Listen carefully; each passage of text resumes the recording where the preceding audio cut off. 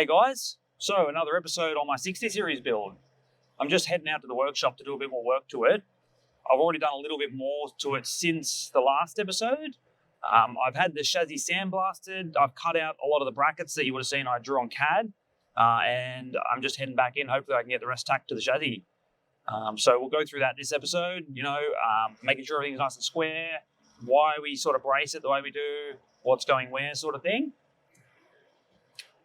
The first episode went really well. There's a lot of great comments and a lot of positive sort of feedback. So I took it all on board. I've written down a sort of a list on things that people do want covered. If there's something you're interested in, make sure to leave a comment below and I'll add it to the list so we cover it nice and in depth when we come to it. And then next episode, we're going to do episode 1 on the CAD stuff. So there was lots and lots of people commented on, wanting to get into that and learn about it. So that's going to be sort of, I think, nearly a side series on while building a 60. I'll cover the CAD stuff sort of in its own videos because there's a bit in it, but I'll try and keep it, really straightforward and easy to use at home. So keep an eye out for that. I think it'll probably be the next video I release after this one.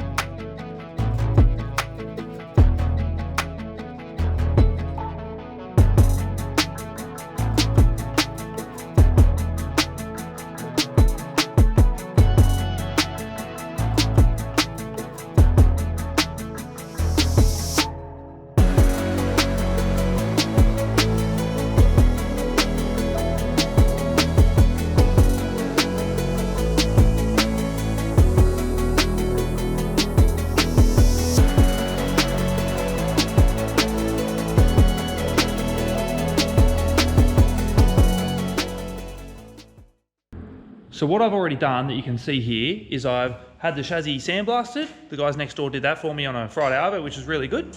I've welded some little posts on here to sort of hold the chassis up while I'm working on it. Down here I've cut all the brackets that I've sort of drawn for the chassis, all the chassis plating, a lot of the radius arm and link geometry brackets, and a few body mounts and stuff, engine mounts and stuff like that. I've started tacking them on already. You can see here I've got a cross member with some of our link brackets hanging on there. We've got some radius arm mounts down here, gearbox cross member, and then obviously some chassis bracing as well. Hopefully today we can get a lot more of this put on, and I'll sort of go through this as I go along.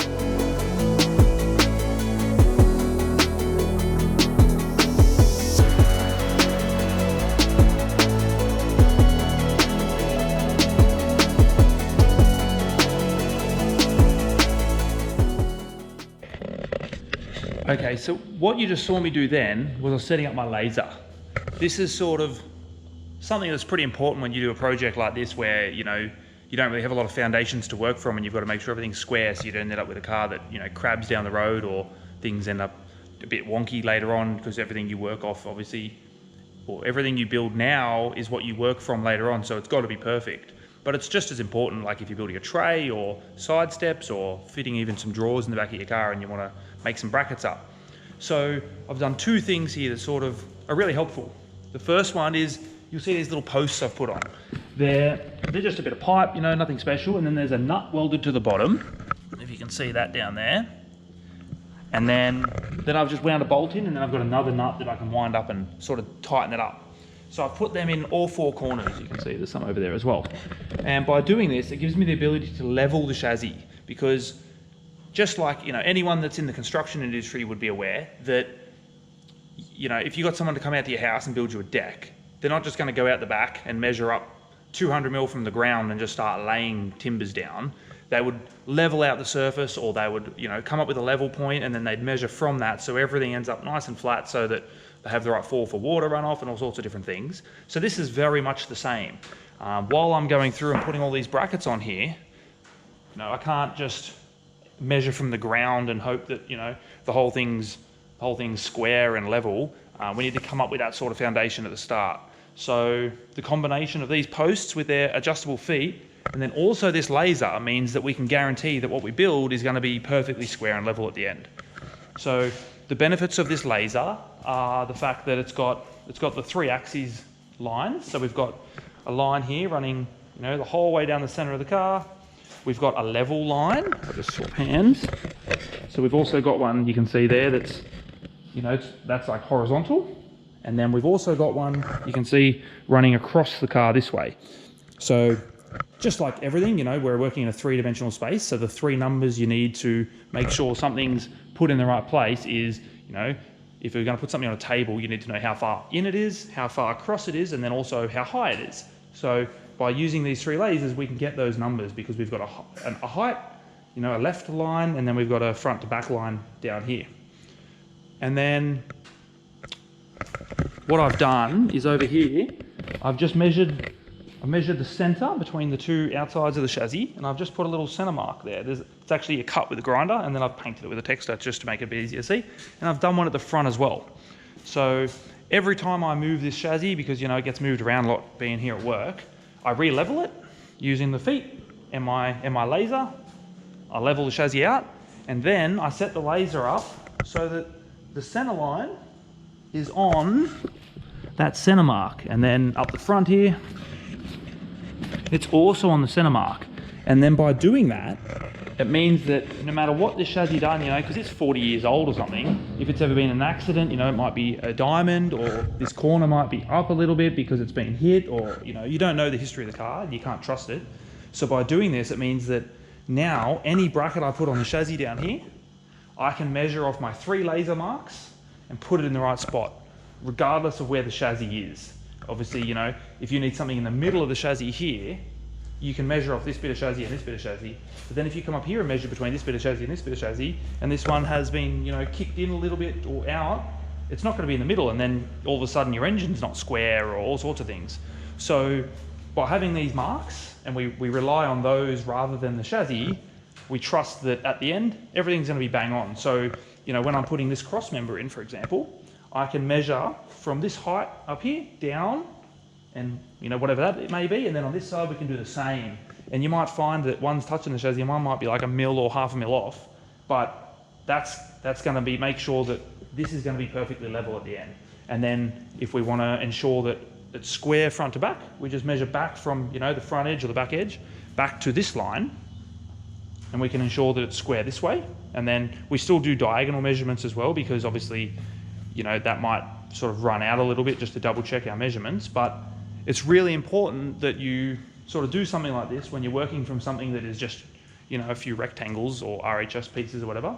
And it's just as important, I guess, if you're building a tray, or if you're going to build your own drawer system in the back of your car, rather than trying to measure off, like, you know, the wheel arch on the left side of your Land Cruiser and the wheel arch on the right side of your Land Cruiser, and they look a bit different. They're probably, you know, not necessarily symmetrical, because one might have like a fuel filler neck or something running under it, or an aircon system, or who knows. So you can't really measure off that for getting things nice and true and square.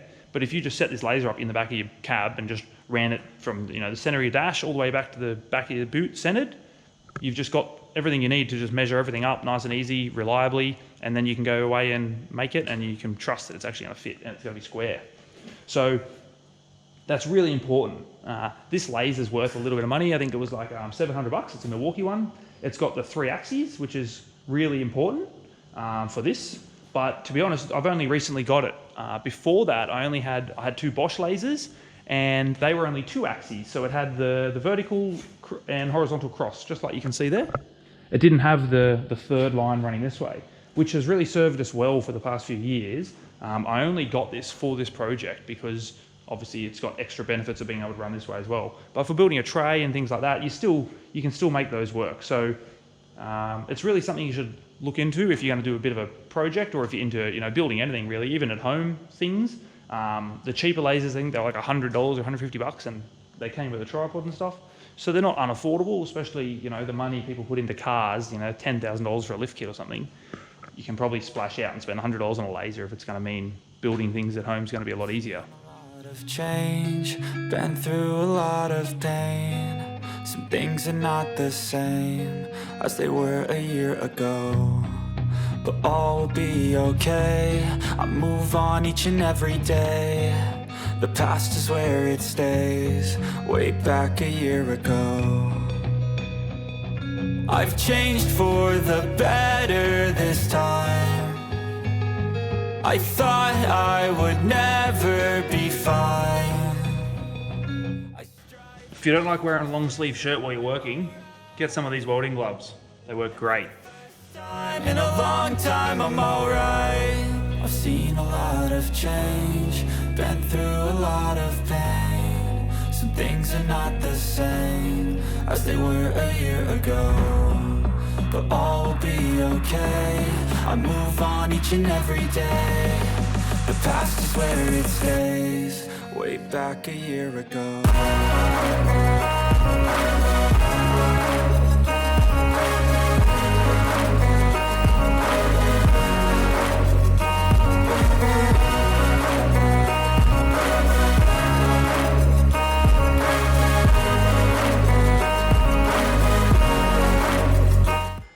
So these are the two inner rear chassis plates. They're a tad long because I've got a pipe welded about there, holding the whole chassis up. It doesn't actually do anything, it's just terminating. So I'm just going to cut them down a little bit, and then that way I'll be able to put them on without removing the pipes that are holding the chassis up. You'll notice all the chassis plates have sort of like a triangular cutout in them. In on this one, you know, sometimes they'll be out. Like you can see here, I'm going to cut this one as an out. What that's doing is preventing this stiffening the chassis, because obviously you're going to weld this onto the side of the chassis, so the chassis is going to be stronger with this welded to it, right? And then when it gets to the end, if this was just chopped off square like that, like if we just draw a line there, then that's just chopped off. It goes from being strong, strong, strong, strong, strong, strong. All right, we weld all the way down there, and then all of a sudden the chassis has this basically like a hinge where it goes from being stiff, then no longer stiff, and it will start flexing. And it'll go from flexing here to not flexing in one harsh point. Whereas if we feather this out on an angle, it's strong, strong, strong, strong, and then it becomes less strong, less strong, less strong, less strong, less strong, until it's no longer stronger than with the plate welded. And that way the chassis can sort of start to flex a bit, and then go back to flexing fully. And it ensures that we don't just, you know, crack the chassis at the end of the weld there. So that's what I'm going to do now. I'm just going to cut a relief into this so that we can weld that on. And you've probably seen that if you've seen anyone do any fish plating or anything to the chassis before. You've probably seen that and wondered sort of maybe why do they do that? And that's the reason why. So I'll cut this one. I've drawn a heap of lines on it now explaining that. So I'll cut this one and then I'll put it on top and I'll trace it onto this one, so that way they're exactly the same.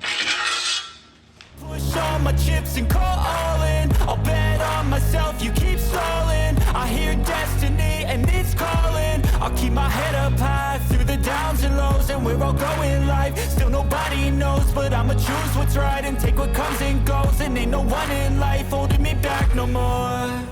I've seen a lot of change, been through a lot of pain. Some things are not the same as they were a year ago, but all will be okay. I move on each and every day. The past is where it stays, way back a year ago. So I'm just putting this chassis plate on, and here you can see there's a little cutout here, and there's another one over here, and then there's two there and one at this end as well. These are to do with the rear suspension for the shock towers and bump stops and stuff. So it's important that we get these two the same on that side of the car and this side of the car.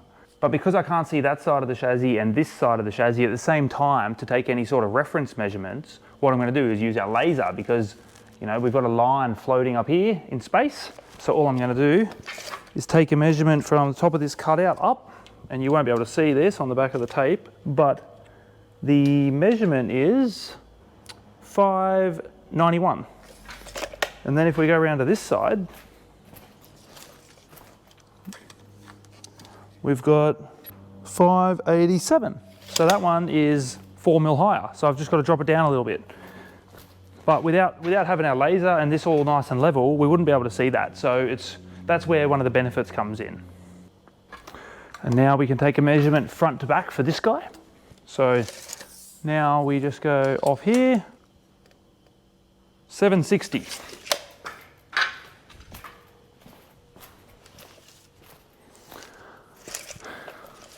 And on this side, 63. So you can see there the shocks would have been 3 mil forward on this side. So we just got to push this guy back 3 mil, which is not the end of the world. It means I'll have to remeasure this, unfortunately, but that's all right. This is where a second set of hands would be good. Oh no.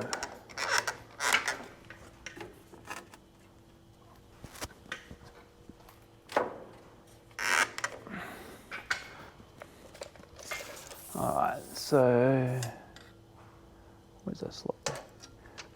So from the slot, we're looking for 763. 763, bang on. Hell yeah. And then we've got from this guy up, 87.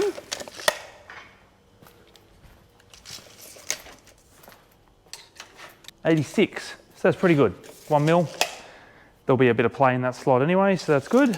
And then just to confirm that, here we've got 492 to the top of the rail there. And then this side, 492 to the top of the rail. So then we know that the chassis is still level, you know, nothing's changed. So we're bang on. So that's how we sort of make sure that these end up in the right spot, using the laser.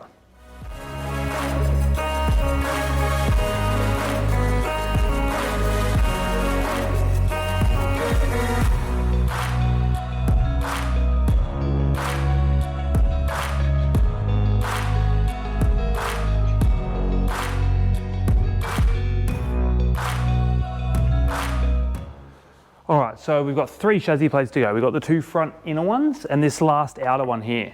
But this one here's got the steering box holes in it. So before I go putting it on permanently, I've put a couple of tacks on it to sort of help locate it. But before we do that, I've got to drill through the chassis for the holes for the steering box to go through. And once I've drilled them, I'll remove this plate. I'll drill the holes out bigger in the chassis on the inside and out. And I'll put some crush tubes in, I'll weld them in, sand them all nice and flat, and then I'll put these back on. And the reason we do that is that way the crush tube is encapsulated within the 2 chassis plates, because the chassis plate will only have a 12 mil hole either side and the crush tube is bigger. So regardless on the quality of the welds there, whether it's sanded down or not, the bolt will never be able to pull the crush tube through the rail because it will never physically fit through this. It'll have to literally rip open this hole from 12 mil out to like 18 mil or whatever size it is in 4 spots on the inside or the outside. Obviously it'd be a lot harder to go through that way because it'd have to push the whole steering box through the chassis. Over the years, I've seen a lot of different ways this has been done on Hiluxes when they do high steer and stuff like that. And I've had to repair a lot where the crush tubes have pulled through. And that's because the common method has always been tack this on, drill through, you know, this plate, the chassis on the other side, and then the outer plate, and stick your crush tube through, weld it all up, grind it down, nice and done. But really what that's doing is it's relying on your welds only to hold the steering box to the chassis, because you can imagine you'll weld this on here and then you'll sand it down nice and flat so it's nice and you can bolt your steering box up, and then you'll have your weld on the back and then your nut will be bolted to that crush tube. But the only thing stopping this whole system coming out is that one weld on the other side, and if you haven't done a great job, it's just going to pull through and then you'll have all sorts of dramas, cracking of the chassis and everything. But this way, really, I could sit the crush tube in there and put my 2 plates on, weld it all up and leave the crush tubes loose, and all they're there for really is to stop the chassis crushing when we absolutely tighten the of this so that the steering box doesn't, you know, come loose. So yeah, so now I've got to punch all these holes through, remove this plate which I just tacked on, so I'll just cut those tacks, and then I'll drill it all out, put my crush tubes back all through, put this plate back on, and then it's on for good. Been through a lot of pain. Some things are not the same as they were a year ago. Well, that's all I've got time for today. Hopefully I'll get back tomorrow and get these last few chassis plates on. I can finish off these crush tubes here, last 2 chassis plates, and then I can start doing the exciting stuff. Engine mounts, finish off the rear link stuff, put the radius arms together and put the front diff under it, and it'll really start to look like a car. If this is something you've enjoyed watching, make sure you like and leave a comment, subscribe so you can keep up to date with the next video when it comes out, and tell your mates about it too. I've seen a lot of change, been through a lot of pain. Some things are not the same as they were a year ago, but all will be okay. I move on each and every day. The past is where it stays, way back a year ago. I've changed for the better this time. I thought I would never be fine.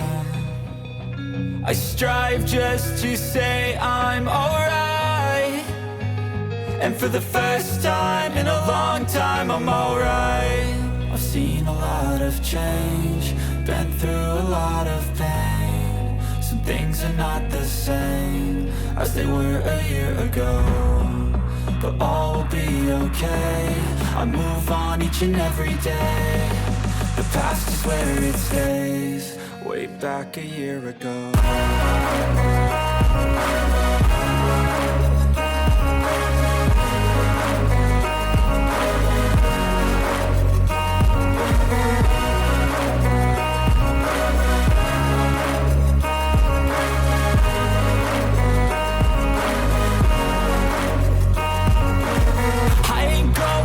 I'm not falling, I'll push all my chips and call all in. I'll bet on myself, you keep stalling. I hear destiny and it's calling. I'll keep my head up high through the downs and lows, and we're all going live. Still nobody knows, but I'ma choose what's right and take what comes and goes. And ain't no one in life holding me back no more. I've seen a lot of change, been through a lot of pain. Some things are not the same as they were a year ago, but all will be okay. All right guys, so that's all I've got time for here tonight. I've managed to get these last few chassis plates on, the crush tubes for the steering box. I hope you've enjoyed this last episode and you might have learned a thing or two. Make sure you subscribe so that you can keep up to date with when I release the next video. The next video will start on some CAD stuff because there was a lot of feedback on that. And then following that, we'll be able to get back into some more exciting stuff on this, dropping the cab on, put the diffs under it, things like that.